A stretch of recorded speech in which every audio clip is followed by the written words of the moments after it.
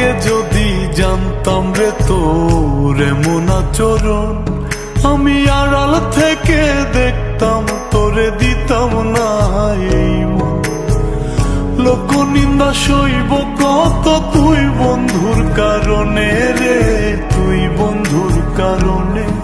আমি কেন বা পীড়িত কইরাছিলাম না যাই না তোর সনে রে, কেন বা পীড়িত কইরাছিলাম না যাই না তোর সনে।